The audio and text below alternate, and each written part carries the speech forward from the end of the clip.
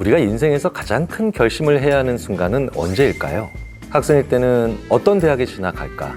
어떤 전공을 택해야 할까? 혹은 대학에 진학할까 말까? 그 자체일 수도 있겠죠.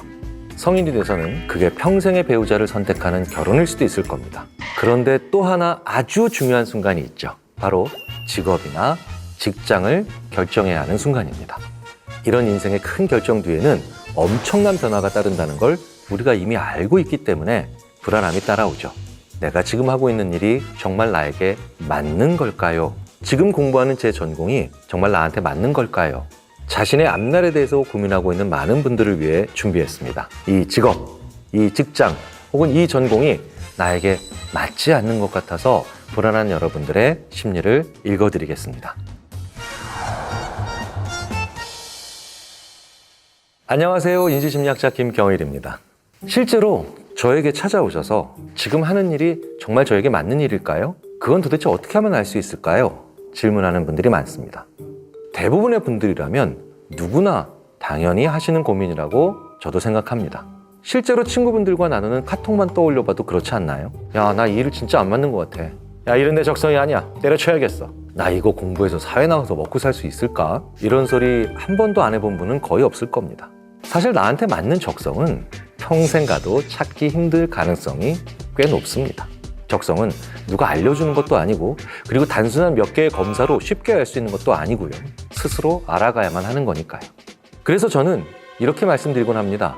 지금까지 이 지구상에서 살았던 인류의 99%는 적성에 맞는 일을 찾아본 적도 없고 받아본 적도 없으며, 그리고 그걸 고민해볼 기회조차도 부여받은 적이 없다는 거예요. 수렵하고 채집하던 원시 수렵 상태에서는 말할 것도 없고요. 전 세계 대부분의 사회는 불과 200년 전까지 신분제 사회였잖아요. 신분제 사회라는 말 자체가 나에게 맞는 일을 전혀 고려하지 않고 신분에 맞게 사전에 정해진 일을 해야만 하는 그런 삶이었으니까요. 자, 그렇게 따지면 우리가 자유롭게 직업을 선택하고 미래는 뭐가 될까? 어떤 일을 해야 될까? 이렇게 고민한 기간은 불과 200년밖에 안 됐다는 겁니다. 우리 조상님들은 적성이라는 것에 대해서 얘기하거나 고민해 보신 적이 없다는 거예요. 그러니 우리가 인류 최초로 이 적성이라는 걸 처음 찾아보는 세대가 됐으니 어찌 보면 혼란스러운 게 당연하죠. 저는 오히려 이런 질문을 하라고 말씀드리고 싶습니다. 나는 일을 할 때의 열정을 어떻게 찾을 수 있는 유형의 사람인가? 나에게 어떤 일이 맞느냐는 내가 어떤 유형의 사람인가에 따라서 달라질 수가 있다는 거예요. 어떤 사람은 일을 할 때 일단 시작을 어떤 일이든 하면서 열정과 몰입이 계속해서 슬슬 나오는 유형들이 있습니다. 그런데 반면에 어떤 분들은 나한테 완전히 딱 들어맞는 일을 찾아야만 열정이 나오는 사람들이 있어요. 심리학에서는 최근에 이런 두 유형의 분들을 기본적으로 구분을 합니다. 전자를 개발 이론가, 영어로 develop theorist라고 하죠. 후자를 적합 이론가, fit theorist라고 합니다. 이론가, theorist라고 하니까 무슨 철학자 같다고요? 과학자 같다고요? 그게 아니라 그런 방식의 사람 정도로만 이해하시면 됩니다. 자, 어찌됐든 간에 누가 맞는 쪽이고, 그리고 어떤 차이점이 있을까요? 몇 해 전에 이 어려운 질문에 답을 한 연구가 발표되기 시작합니다. 스탠포드 대학의 심리학자 패트리샤 체인 박사는 대학원 재학 시절 쓴 논문을 통해 한 사람이 두 종류의 관점 중 어느 쪽에 가까운가에 따라서 상황이 완전히 달라진다는 걸 보여줍니다. 이 fit theorist들은 경력 초반에 자신이 진정으로 몰입할 수 있는 딱 들어맞는 일을 찾을 수 있게끔 자주 직무나 직업을 바꿀 수 있는 상황이 주어져야만 결국 최적의 일을 찾고 몰입합니다. 하지만 자기에게 주어진 일이 무엇이든 일단 먼저 시작하고 난 다음에 그것에 대한 열정과 의미를 점차적으로 증가시켜 나가는 사람들은 일의 종류보다는 조직과 혹은 사회가 보이는 존경과 감사에 그런 가치를 두고 실제로도 민감하다는 거예요. 전자, 즉 fit theorist는 적성에 맞는 일을 찾아야만 하는 사람이고요. 후자인 develop theorist는 그 일이 무엇이든 그것을 지속적으로 해나가는 여정에서 자기의 적성을 개발하는 사람이라는 겁니다. 즉, 자신에게 적합한 일을 찾아야만 하는 사람과 그 범위가 상당히 넓게 포진돼 있어서 꽤 넓은 영역의 일을 사랑할 수 있는 사람들의 차이는 매우 크다는 겁니다. 더욱 중요한 건요, 이 두 그룹을 장기적으로 추적한 결과 자기의 직업의 행복감을 느끼고 실제로 우수하게 일을 해내는 정도의 차이가 나지 않는다는 거예요. 누가 맞고 틀리는가는 의미가 없다는 거예요. 내가 어떤 타입인지가 중요하다는 겁니다. 그런데 여기에 더욱 중요한 변수가 하나 있죠. 수명이 늘어나서 130, 140 혹은 심지어 그것보다도 더 오래 살 수 있는 사회가 예견되고 있다는 거예요. 그러니까 직업이 예전엔 최종 목적지인 영어로 destination이었다면 이제는 여정, 영어로 journey가 된 거예요. 이젠 내가 어떤 유형의 사람인지를 아는 건 더욱더 중요한 시대가 됐다는 겁니다. 자, 그렇다면 내가 딱 맞는 무언가를 찾아야만 열정이 생기는 타입인지 혹은 자신에게 주어진 일이 무엇이든 그것에 대한 열정을 점차적으로 증가시키는 타입인지는 어떻게 알 수 있을까요? 딱 맞는 무언가를 찾았을 때에 그때에만 열정을 찾는 사람들은 평균적으로 일에 대한 평가를 봤을 때 아주 좋거나 아주 싫거나 아니면 아주 훌륭하거나 아주 엉망이거나 이렇게 큰 편차가 나타난다는 겁니다. 만약 내가 일이 딱 맞아야 열정이 생기는 타입이다 그러면 안 맞는다 싶으면 일의 종류를 최대한 바꿔야 되겠죠. 자, 그런데 어떤 일을 계속해 나가면서 그것에 대한 열정을 점차적으로 증가시키는 사람들은 전혀 다른 일로 갑자기 전업을 한다든가 하던 일을 완전히 바꾸는 건 오히려 큰 손실을 볼 가능성이 크죠. 왜냐? 내가 점차적으로 증가시킨다는 뜻은 기존의 노하우나 아니면 그 일에 대한 경험을 계속해서 부분적으로 활용한다는 뜻이 되니까요. 그러니까 어떻게 해야 됩니까? 직업을 바꾸는 게 아니라 직무를 바꿔야 되는 거죠. 이제 슬슬 이게 궁금해지실 거예요. 이렇게 딱 맞는 무언가를 찾아야 하는 fit, 그리고 일을 하면서 열정을 키우는 develop, 어느 쪽이 더 많을까요?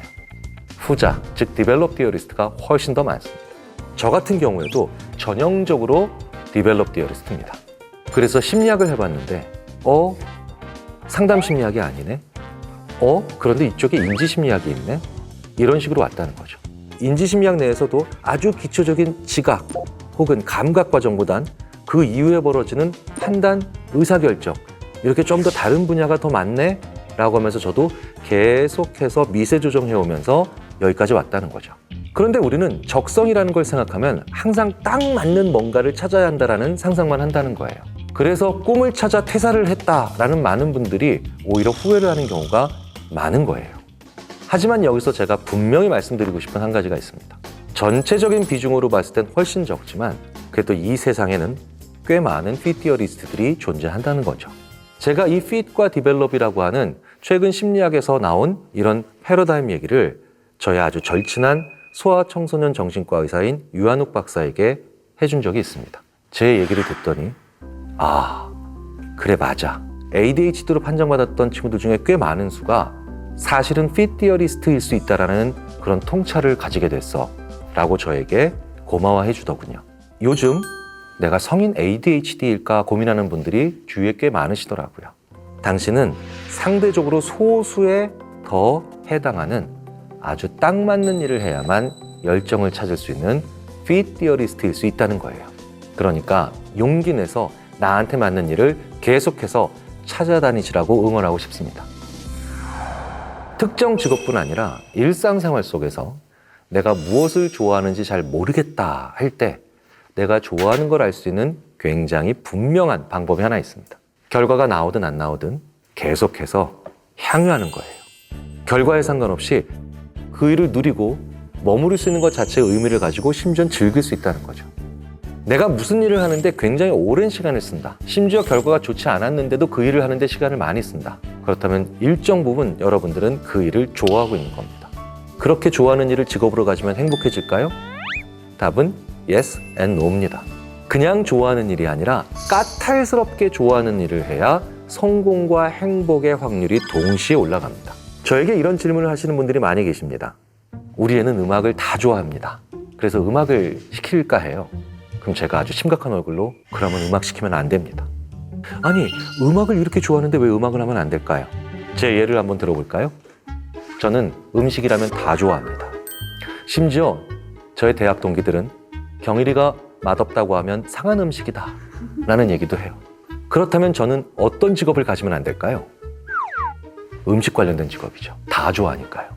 분명하게 까탈스럽게 좋은 것과 싫은 것이 확실히 나눠져야만 그게 바로 좋아함과 적성이 같이 들어가 있는 겁니다. 백종원 씨를 보세요. 저한테는 아무런 차이가 없는 칼국수 2개인데요. 그분께서는 하나를 맛보시더니 천국을 맛봤답니다. 그런데 다른 걸 드시더니 이건 지옥이래요. 좋아하는 일을 다 거기서 범위안에 것들을 전부 웬만큼 좋아한다라고 하면 그건 동호회로 가시면 됩니다. 자, 그럼 반대로 내가 너무 하기 싫은데 잘하는 일을 하면 어떻게 될까요? 우리는 이럴 때 흔히 적성에 맞지 않는 일을 하고 있다라고 표현을 하죠. 사실 일이 재밌다라는 건 상당 부분 환상에 가깝습니다. 저도요, 공부 안 재밌어요. 다만 그 결실이 달콤하다는 거예요. 그 일이 어떤 일인지는 잠시 놓고 그 결과를 내가 달콤해하느냐 하지 않느냐를 생각해 봐야 된다는 거예요. 그러니까 일단 해보자, 그리고 견뎌보자 라고 한다는 거예요. 제 주변에 어떤 친구들은 비즈니스를 잘해서 큰 돈을 버는데 거기서 큰 달콤함을 느낍니다. 그런데 저는 좋은 논문이나 좋은 책 혹은 좋은 강연을 해서 무언가 의미를 찾을 때 더 큰 쾌감을 느끼죠. 그래서 저는 대기업의 임원분들을 부러워해 본 적이 거의 없습니다. 왜? 그분들이 거두는 결과의 달콤함은 제가 중요하게 생각하는 달콤함과 좀 다르기 때문이죠. 자, 그렇다면 어떤 사람들이 일, 공부 혹은 훈련 힘든데도 잘 견딜까요? 행복한 사람들입니다. 우리는 행복을 인생의 목표라고 생각하죠. 행복은 목표가 아니라 도구입니다. 맨 마지막에 달성해야 될 최종 종착지가 행복이 아니라 그곳까지 가기 위해서 계속해서 버텨내게 만들어줄 수 있는 도구로서 행복을 생각해야 된다는 거예요. 그래서 오늘 살짝 행복을 맛본 연구자가 내일의 그 재미없는 공부를 더 잘 견뎌내는 겁니다. 행복은 크기가 아니라 빈도죠. 작은 행복의 빈도를 높일 생각을 먼저 하셔야 됩니다. 그리고 그 일의 결과가 정말 달콤하다면 이제 양쪽 조건 모두 다 성립이 되는 겁니다. 그러면 내가 견뎌낼 수 있고 자격이 생긴다는 거예요. 그런데 그 일을 하는 과정도 힘든데 결과가 좋아도 전혀 달콤하지 않아? 그렇다면 이제 심리학자로서 이렇게 말씀드릴 수 있습니다. 다른 일 찾아보시라고요. 50대인 저도 제 적성에 이게 맞는 일인가 고민할 때가 여전히 있습니다. 그런데 제가 60대나 70대가 된다고 해서 그 대답을 완전히 찾을 수 있을 것 같지도 않습니다. 그러니 저보다 나이가 적으시다면 얼마나 혼란스러우고 답답하시겠어요. 그럼에도 불구하고 열심히 그걸 찾아나가는 과정, 또 찾았다 싶으면 이게 완전한 건 아닌 것 같고, 조금 더 바꿔주면 그래서 예전보다는 좀 더 맞는 것 같다 싶다가도 혹시 조금 더 다른 방향이 있는가 라고 하면서 계속해서 복잡하게 생각해 나가는 과정, 우리는 성장하고 발달하고 그리고 더 성숙해진다는 겁니다. 이렇게 복잡하게 생각하는 과정이 아무 의미가 없는 일은 아니라는 거예요. 우리가 이 세상을 떠날 때까지 계속해서 찾아나가고 그리고 점점 더 조금씩 완성해 나가는 게, 그리고 그 실체를 드러내는 게 적성이라고 생각하고 같이 저와 함께 노력을 해보시는 건 어떨까요? 여러분, 무슨 일을 할 때 같이 하자고 하기가 겁나는 사람 있지 않나요? 뭐든 하고 싶지 않다, 이런 생각을 들게 만드는 사람들이 있죠. 몸이 안 좋은 것도 아닌데 늘 피곤해 보이고 내가 뭘 하자고 하면 이 사람의 피로대에 한몫 더하는 것 같고, 나는 정상적인 요청을 하는데도 미안해지고, 하루 이틀 한동안은 그럴 수 있죠. 그런데 10년을 알았는데 10년 동안 만나면서 매번 피곤해 보이고 무기력해 보이는 사람, 직장 동료인데 1년 365일 늘 피곤해 보이고 뭘 해도 무기력해 보이는 그런 사람, 그리고 이건 사실 타인의 심리라고만 하기에는 좀 찔리는 분들도 계실 겁니다. 늘 피곤한 것 같고 뭘 해도 무기력을 벗어날 수 없을 것 같은 심리, 이 마음은 도대체 왜 그런 걸까요?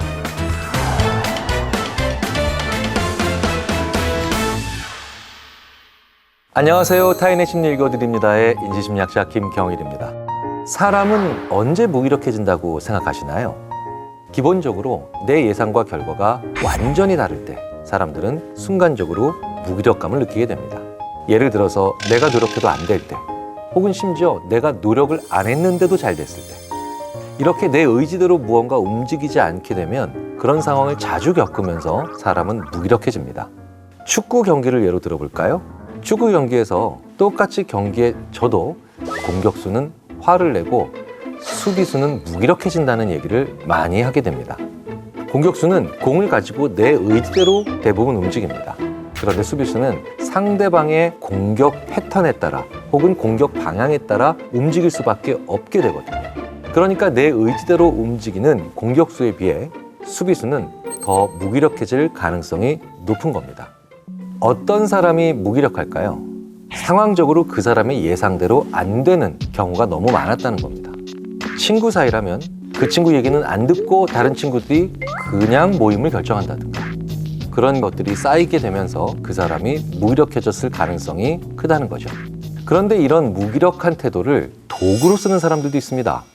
어떤 사람이 자신의 생존 전략으로 신경질 내거나 화를 내는 방법을 선택하는 것처럼 무기력했을 때 혹은 그 무기력함을 표현했을 때 나에게 유리한 점이 많았다는 걸 기억하고 나의 편안함을 위해서 그 방법을 선택한다는 거죠.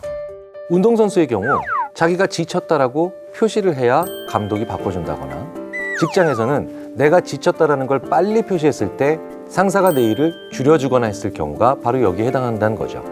그렇기 때문에 무기력해 보인다는 이유만으로 그 사람을 그냥 쉬게 해주고 혹은 어떤 일로부터 그냥 면제해 주는 건 사실은 굉장히 안 좋은 결과를 만들어낼 가능성이 큽니다. 물론 한두 번 그렇다면 충분히 빼주거나 면제해 줄 수는 있겠죠. 하지만 우리가 지금 여기서 얘기하는 건 늘 무기력한 사람이잖아요. 지쳐있는 게 분명하다고 할 땐 그 지쳐있다라는 게 정말 에너지가 바닥난 건지 혹은 에너지가 있는데 바닥났다라고 말을 하는 건지 봐야 합니다. 무기력과 번아웃을 혼동하는 분들이 많이 계세요. 하지만 이 둘은 분명히 다른 증상입니다. 번아웃은 의욕적으로 어떤 일에 몰두하던 사람이 극도의 에너지 고갈을 느끼면서 정신적, 육체적으로 피로를 호소하는 현상이죠. 하지만 무기력은 에너지가 있는데도 그걸 어디로 써야 할지 모르는, 즉 방향 잃은 감정입니다. 에너지가 어느 정도 있는데도 계속 무기력한 태도, 그리고 의욕이 없는 태도를 보인다면 그 사람이 주도성을 가질 수 있는 또 다른 일을 발견해서 부여해줘야 됩니다. 에너지가 있는지 알아보는 건 상당히 어렵지만요. 오래 그 사람을 옆에서 지켜본 사람은 사실 그 습관적인 차이를 분명히 알 수 있게 됩니다.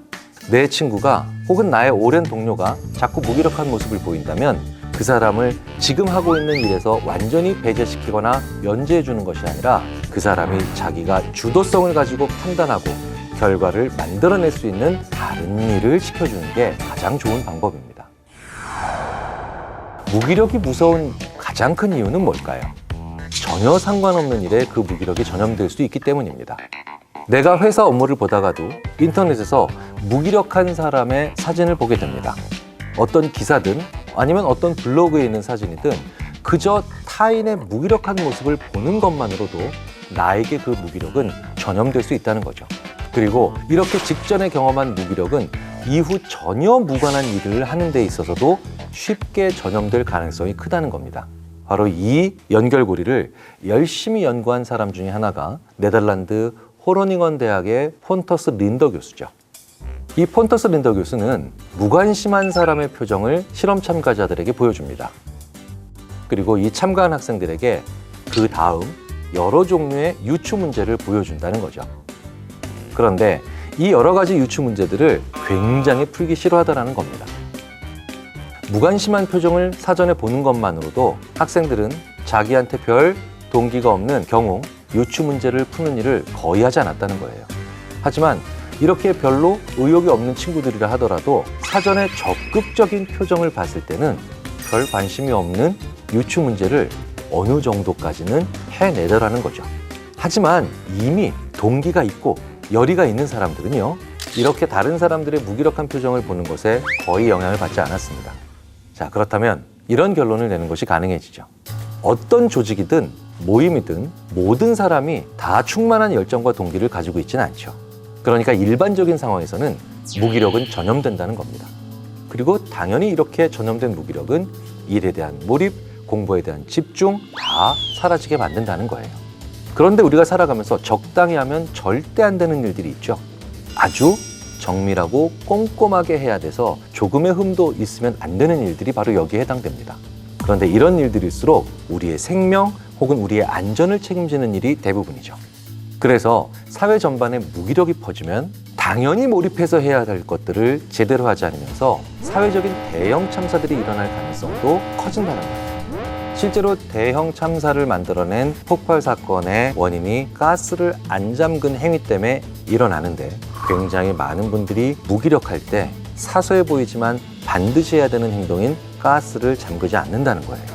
그저 무기력하다는 말로 상황을 넘기기에 무기력은 굉장히 위험한 상태라는 것을 의미합니다.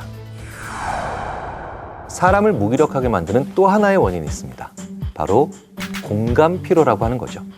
별 관련이 없는 거리가 먼 타인에게도 지나치게 감정적으로 개입하면서 소모된 감정으로 피로를 느낀다는 거예요. 노동을 해야만 에너지를 소모하는 게 아니라 감정을 계속해서 표출하는 것으로도 에너지를 상당히 소모하기 때문이죠. SNS 등을 통해서 타인의 상황, 정서를 공유하거나 미디어를 통해 우리가 자연스럽게 노출되는 이슈들에 대한 공감은 우리를 피곤하게 만듭니다. 그리고 이런 피로가 쌓였을 때 우리는 무기력을 느낄 수도 있다는 겁니다. 내가 전적으로 동의하는 감정이 아니라 저 사람이 그런 감정을 느꼈으니 나도 비슷한 걸 느껴서 공감해줘야지 라고 생각하면서 내가 알고 있는 수많은 사람들의 그 감정에 좋아요, 슬퍼요, 동의합니다, 박수칩니다 라는 걸 하면서 우리는 의외로 많은 에너지를 쓰고 있다는 겁니다.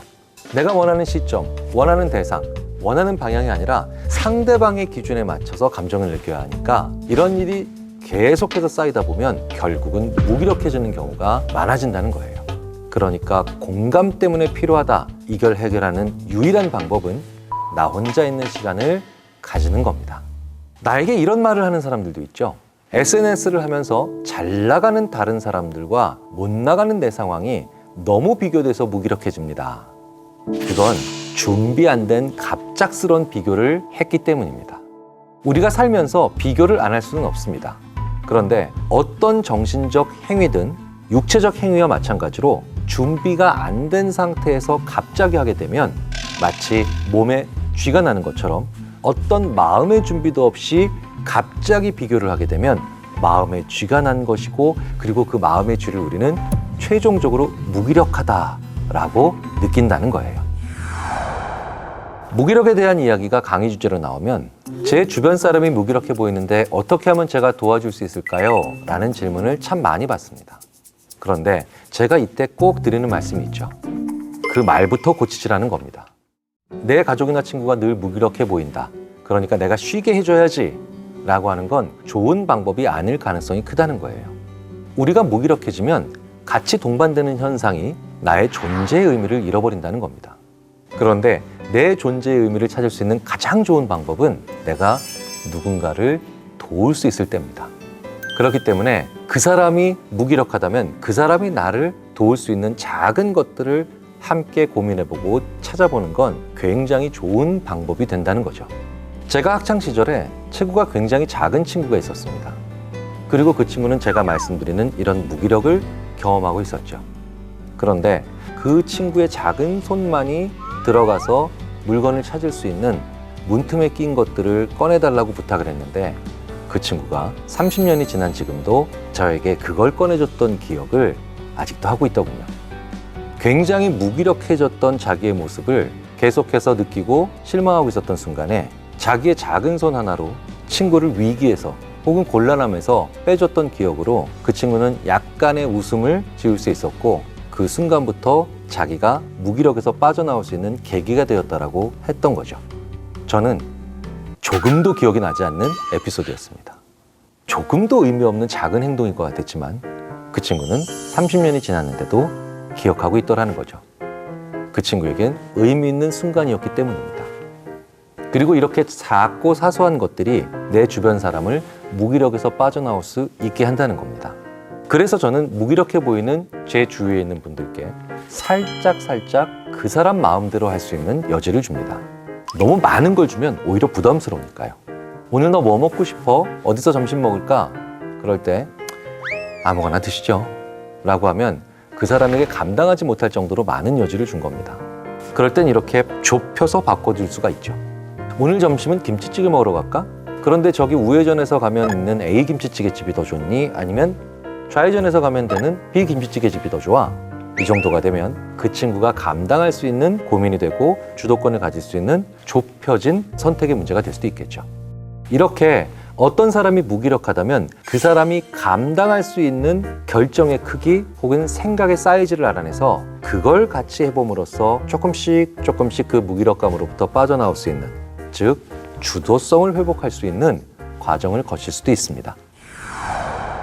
이 영상을 보시면서 주변 사람이 아니라 내가 늘 무기력한데 어떻게 해야 할까요? 이런 고민을 하시는 분들도 계실 겁니다. 그럴 때는 주변에 눈을 돌려서 봉사를 하시라고 말씀드리고 싶습니다. 내 도움이 필요한 누군가를 돕는 것이 나 스스로를 무기력에서 꺼낼 수 있는 가장 좋은 방법입니다. 인간은 의미 있는 삶, 보람 있는 삶을 살 때 가장 의욕적으로 살 수 있다고 합니다. 그런데 의미와 보람을 언제 우리는 찾을 수 있을까요? 내가 거대한 피라미드를 내 손으로 직접 쌓는 엄청난 업적으로도 느낄 수 있겠지만 실제로 삶에서 우리가 살아가는데 힘이 되는 의미와 보람은 누군가로부터 고마워 라는 말을 듣는 행위를 할 때입니다. 그래서 누군가를 나의 작은 노력으로 도우실 수 있고, 그리고 그 도울 수 있는 방법에 대해서 고민해 보시면 의외로 역설적으로 나는 나의 무기력에서 빠져나올 수 있다는 이 중요한 사실을 꼭 기억해 주시기 바랍니다. 오늘의 심리 읽어 드립니다. 당신이 아무것도 하기 싫은 이유를 밝혀드리겠습니다. 무기력증에 빠졌어요. 어떻게 해야 될까요? 심지어 소중한 사람에게 오랜 시간 동안 무기력을 심어 놓을 수 있었다는 겁니다.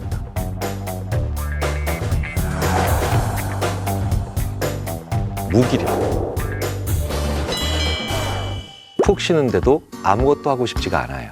뭘 해도 의욕이 생기질 않는데 무기력증에서 벗어날 방법이 없을까요?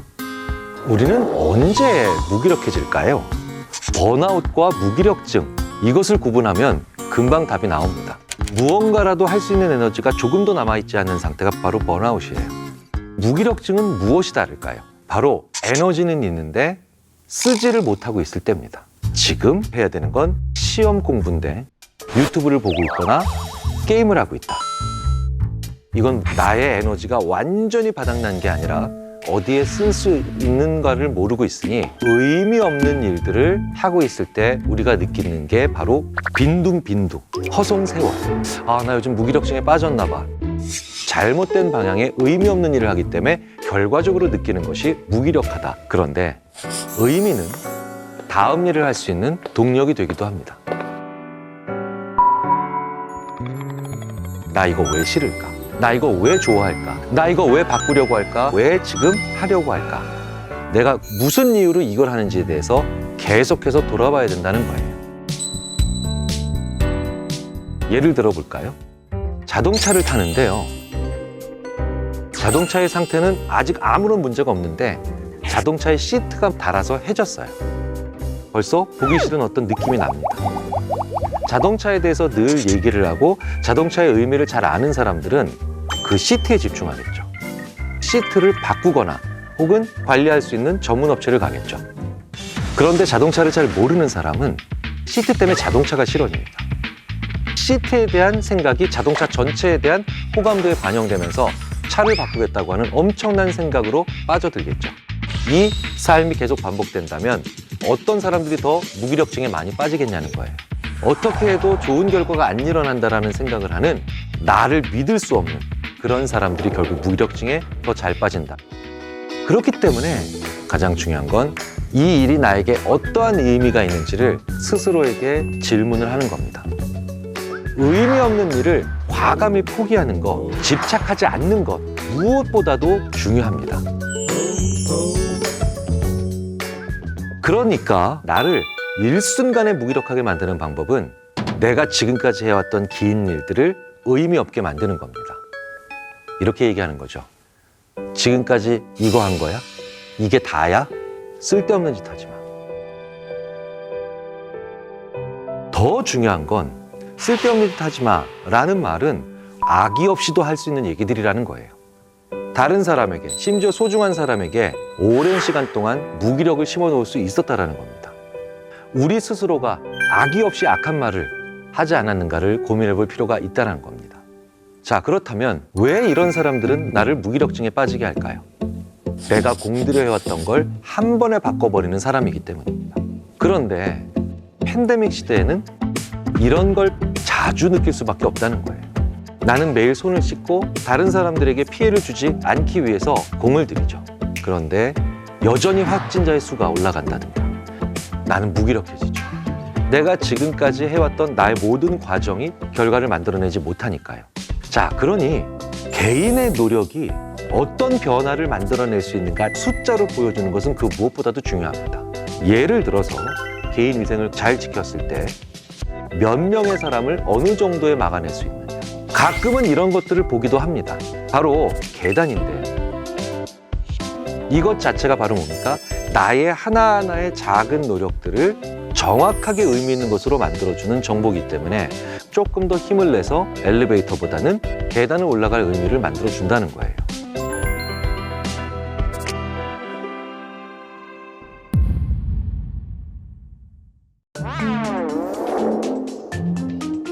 나 오늘 90점 맞을 것 같아 라고 했는데 60점이 나왔습니다. 무기력해지기 쉽죠. 나 오늘 60점 맞을 것 같아 라고 했는데 90점이 나왔어요. 나의 뇌는 여전히 무기력을 만들어내는 과정으로 삼게 되죠. 왜? 내 예상과 전혀 다른 결과가 일어났으니 이제 내가 어떻게 하든 상황 마음대로 갈 거야 라고 하는 무의식을 계속해서 주입할 수밖에 없으니까요. 우리는 잘 안 되면 도대체 어떤 곳에 문제가 있을까 돌아보죠. 그런데 잘 안 될 거라고 생각했는데 잘 된 날 이유를 분석하지 않는다는 거예요. 결과가 좋았기 때문에 이건 그냥 넘어갑니다. 그런데요, 이때 그저 좋아한다면 앞으로 무엇에 의존하겠습니까? 이유를 잘 모르는 결과를 계속해서 만나면 결국 그거는 장기적이고 만성적인 무기력을 경험할 수밖에 없게 됩니다. 나의 예상과 달리 결과가 긍정적이었던 그 모든 것에 우리는 냉철하게 분석을 해볼 필요가 있습니다. 지금까지는 무기력을 막는 방법을 얘기했지만 이미 들어가 버린 무기력의 상태에서 빠져나오려면 어떻게 해야 되냐는 거예요. 무기력 전에 오는 것이 우울감입니다. 우울감이 지속되면서 에너지는 있어도 무엇인가도 할 수가 없는 상태로 가버리게 되면 무기력에 빠졌다. 이렇게 무기력에 빠졌을 때는 능구렁이 담 넘어가듯이 빠져나오시는 게 그 무엇보다도 중요합니다. 그럴 때는 빨리 몸을 움직여야 돼요. 설거지라도 갑자기 한다든지 막 안 뜯었던 소포를 갑자기 뜯는다든지 우울한 기분이 들 때 그 기분에 진짜 속지 않으려고 노력해요. 몸을 움직여야 돼, 진짜로. 아무리 심리적이다라고 얘기를 해봐도 결국은 물리적인 운동입니다. 우선 무엇이라도 해야만 한다는 거예요. 설거지라도 아니요. 설거지가 제일 좋은 방법입니다. 왜? 결과가 빨리 나오거든요. 약간의 움직임으로 구체적인 변화를 만들어낼 수 있는 그런 운동이 가장 좋다는 거예요. 그렇다면 대자 들어간 걸 하지 마셔야 돼요. 국토대장정은 집안 대청소는 바보스러운 방법이에요. 대신 오늘은 두 번째 서랍정, 설거지. 작지만 확실한 결과를 만들어내는 그 어떤 것이든 하시면 됩니다. 무기력증에서 빠져나오기 위해서는 도와줄 수 있는 사람을 만나야 되죠. 위로보다는 격려할 줄 아는 사람을 만나셔야 돼요. 제가 어떤 학회에서 발표를 한 적이 있습니다. 정말 망했습니다. 그래서 제가 낙심을 하고 있는데 어떤 선배가 와서 괜찮아. 누구나 다 이렇게 실수해. 저는 그 선배에게 위로받았습니다. 그런데 며칠 후에 만났던 선배는 나 너의 논리에 조금도 동의를 안 해. 그런데 너의 발표하는 스타일은 정말 마음에 들더라. 그런데 이 선배의 말을 듣고 난 다음에 해볼 만한 힘이 나더라고요. 저는 격려를 받았던 겁니다. 이 발표에 대한 모든 것들이 분리가 되지 않은 상태에 있으니 초점을 어디다 맞춰야 되는지 알면서도 하지를 못하는 상태에 들어갔는데 이거를 분리해주는 선배를 만나니 이제 논리에 집중해보자 라는 생각을 하게 됐더라는 거예요. 위로와 격려는 분명히 다릅니다. 슬픈 상태에 있다면 위로를 해야 됩니다. 그거는 상처거든요. 하지만 무기력한 건 상처가 아닙니다. 가야 될 방향을 모른다는 거예요. 그런 상태에 있는 나를 위해 필요한 건 격려예요. 나의 잘하고 있는 것과 못하고 있는 것을 정확하게 구분해 줄 수 있고 그 두 개를 다 언급할 수 있는 사람을 만나시기 바랍니다. 그리고 또 그런 사람이 돼주셔야 됩니다. 어떤 사람을 우울에 빠뜨리는 최고의 방법은 뭘까요? 의미 없는 짓을 계속해서 하게 만드는 겁니다. 그렇기 때문에 적성에 맞는 일을 찾는 건 그 사회가 무기력하게 되지 않기 위한 가장 중요한 첫걸음이 되기도 합니다.